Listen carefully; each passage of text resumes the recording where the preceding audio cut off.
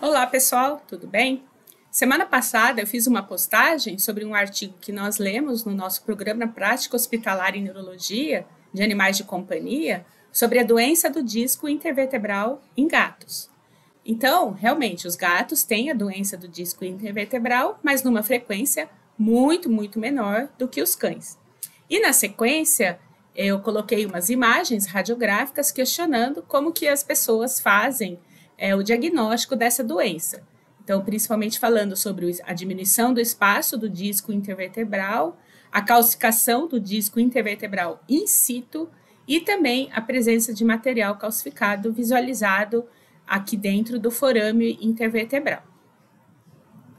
Entretanto, para a gente discutir a questão do diagnóstico pela radiografia, é importante que a gente entenda o que é essa presença de material que tem origem no disco intervertebral, que vai para dentro do canal e comprime a medula espinhal. Então, aqui nós temos a medula espinhal, os corpos vertebrais, o disco, e aqui um disco, né, que sofreu uma ruptura, deslocamento, e nós observamos a compressão da medula, assim como nessa imagem. E aqui nós temos realmente uma peça de necropsia, onde há bastante material aqui comprimindo a medula espinhal. Então, para a gente entender o que acontece, primeiro a gente precisa entender sobre a estrutura normal do disco intervertebral. Então, o disco intervertebral é como se fosse esse biscoitinho aqui recheado. Então, aqui nós temos a parte interna, que é o núcleo pulposo, e aqui ao redor o anel fibroso. Então, isso é para a gente conseguir ter uma visão em 3D. Aqui nós temos o mesmo disco, o disco intervertebral em corte transversal. Então, é um disco saudável, onde nós temos um núcleo pulposo com bastante conteúdo de água, então ele tem esse aspecto gelatinoso, que é o que vai permitir a mobilidade que existe entre as vértebras. E aqui em corte sagital. Então, quais as partes que nós temos do disco? O núcleo pulposo, a zona de transição, o anel fibroso, que vai ter bastante lamelas de fibrocartilagem.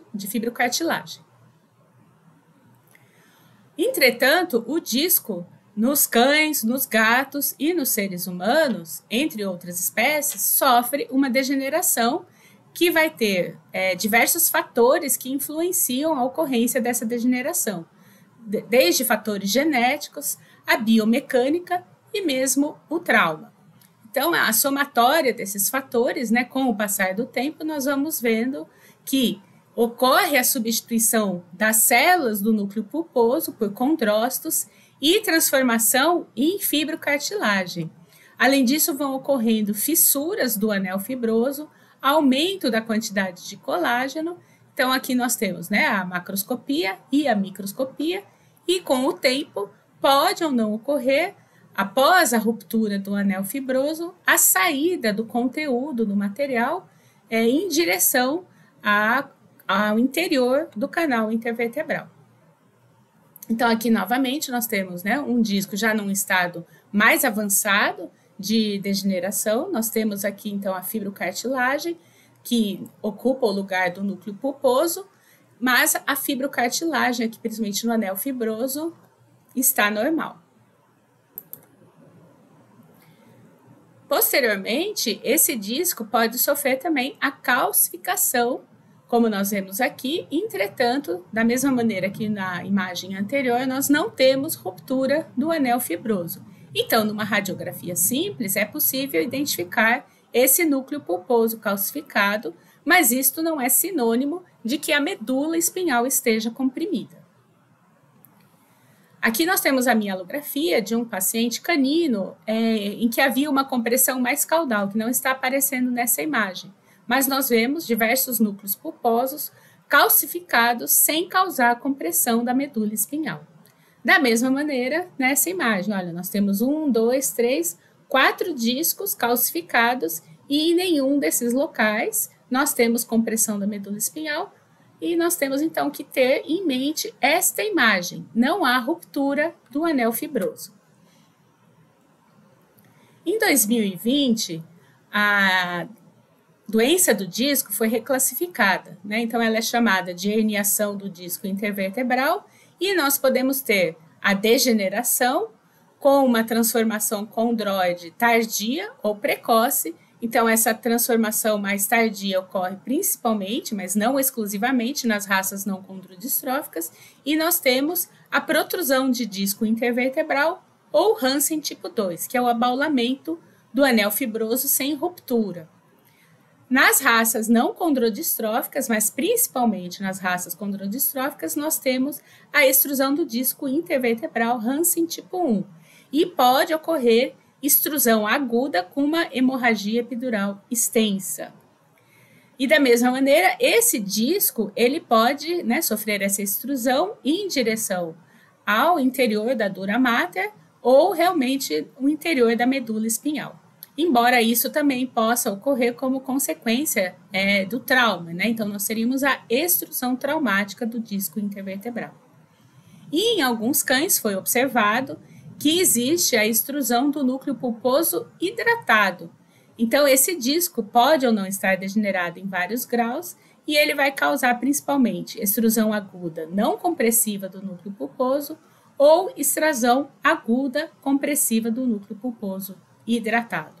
Então, no artigo em questão, né, dos gatos, o que nós vimos, né, que eles identificaram gatos com protrusão do disco intervertebral, então Hansen tipo 2, a extrusão do tipo 1 e também essa extrusão aguda não compressiva. Só que no estudo não foi feito a histopatologia, então alguns gatos poderiam ter a embolização da medula espinhal, que também atualmente é conhecida, né, como fazendo parte da doença do disco intervertebral.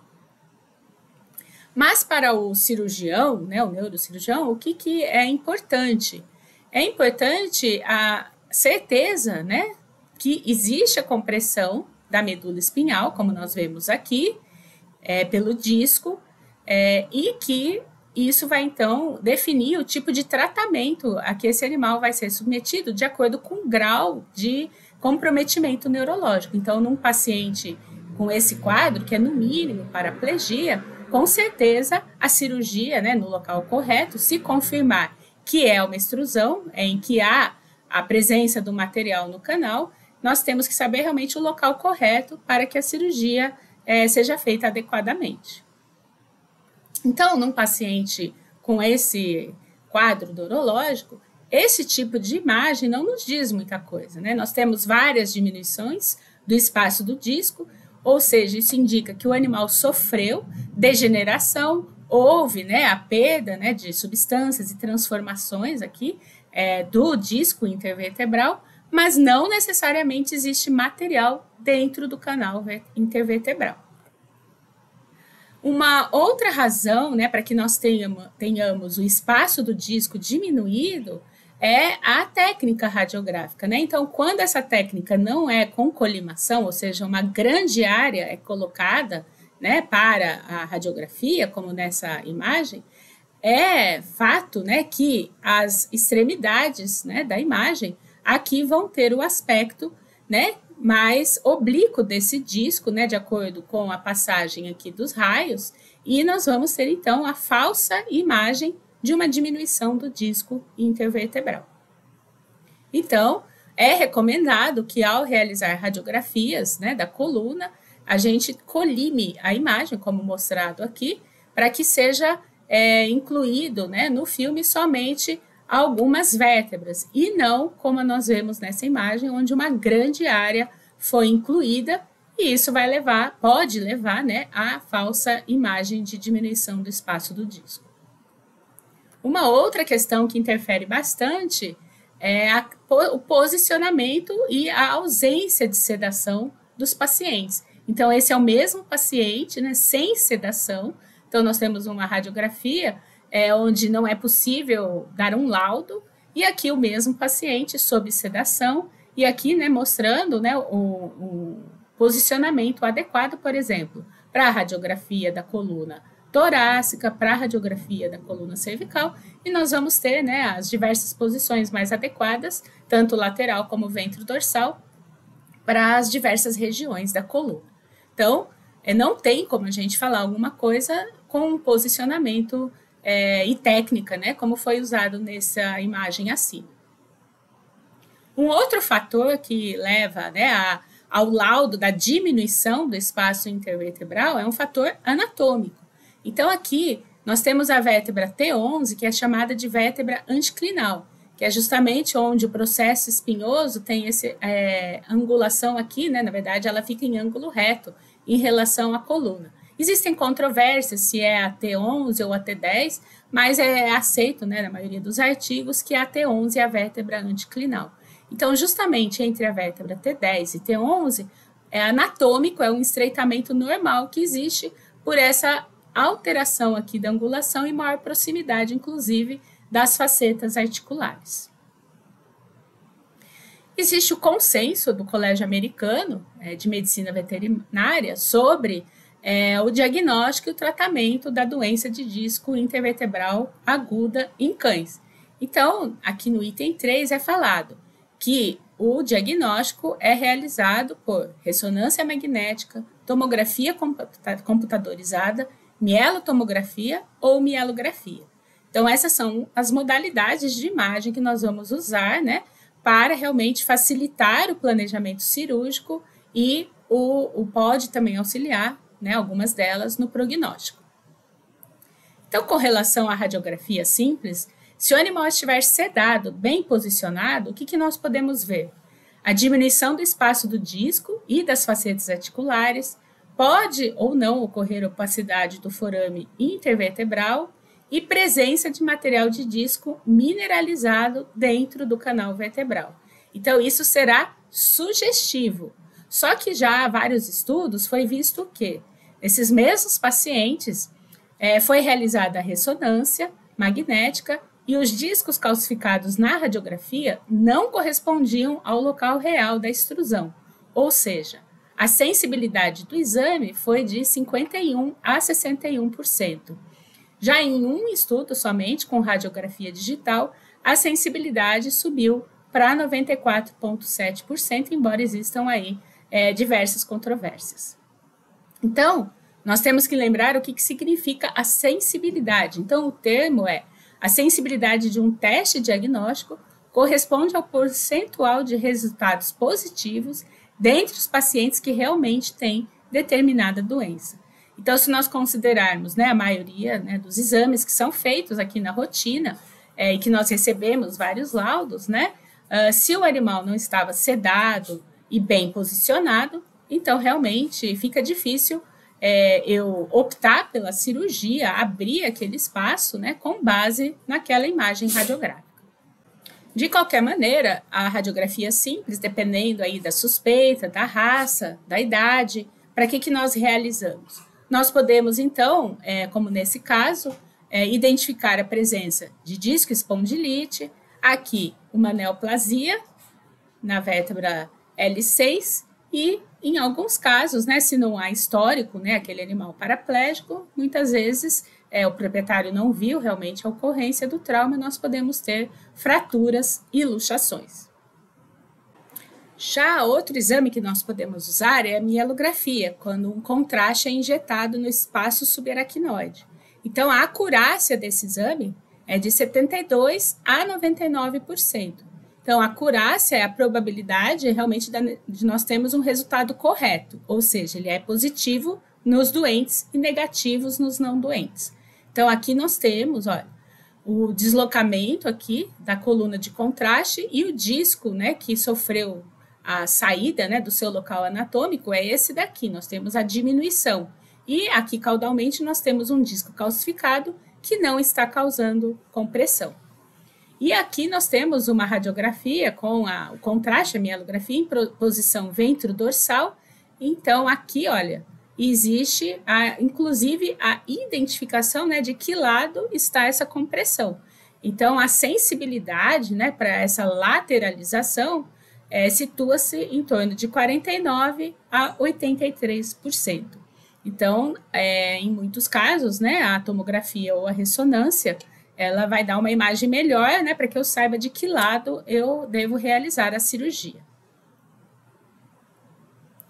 A tomografia, então aqui nós temos uma imagem, né, de radiografia simples nós temos um disco calcificado, outro aqui, e uma diminuição do espaço com um pouco de material calcificado. Então, de fato, o local em que havia material no interior do canal era este espaço, que na radiografia ficava bastante difícil de afirmar. E podemos também ter aqui a mielotomografia, onde nós vemos esse deslocamento nessa região.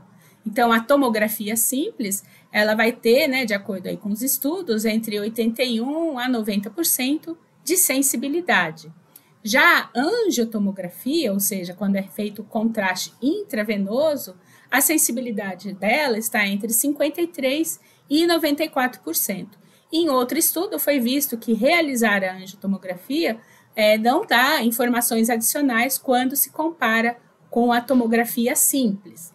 Já a mielotomografia tem uma sensibilidade de até 97%.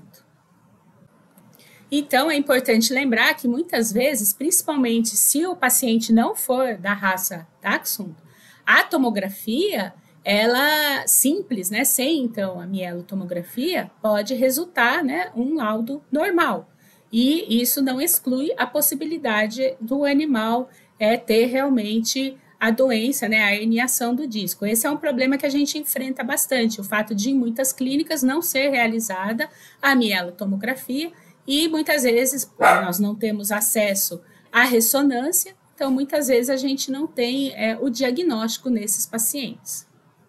E, por fim, a ressonância magnética, ela é considerada o padrão ouro, embora a gente possa ter algumas limitações se a ressonância é de baixo ou alto campo. Mas, de maneira geral, a sensibilidade desse exame está entre 98,5% e 100%. Quanto ao caso do gato, né, o felino de 1 ano com paresia e também alterações gengivais, na verdade se tratava de um caso de linfoma. Naquele paciente foi coletado o líquor, né, lombar, e aqui nós temos, né, as alterações encontradas. Então, nós temos 8.360 leucócitos, sendo que o normal seria, aqui na região lombar, até 40, um aumento de proteína e, além disso, né, com predomínio de mononucleares, principalmente linfócitos. Então, isso é altamente sugestivo de linfoma. Então, por isso, é recomendado nesses pacientes que seja feita o SNAP teste para a leucemia viral felina e a imunodeficiência viral felina. Então, nós sabemos que 50% dos casos de linfoma, em geral, são FeLV positivo. E outros exames que podem ser realizados, porque, em geral, esse linfoma, quando está na medula espinhal, ele pode ter também acometimento de outros sistemas, então seria o linfoma multicêntrico. Então, outros exames também são punção da medula óssea, ultrassom de abdômen, né, para verificar os rins, e esses animais vão ter muitos sinais sistêmicos, a anorexia e perda de peso, entre outros. Então, embora exista a doença do disco intervertebral em gatos, não é a primeira doença que nós vamos considerar no nosso rol de diagnósticos diferenciais. Então, a gente sempre deve excluir, né, outros problemas nesses animais, principalmente o linfoma e também a peritonite infecciosa felina. Então é isso, pessoal. Fico aí à disposição para tirar dúvidas de vocês.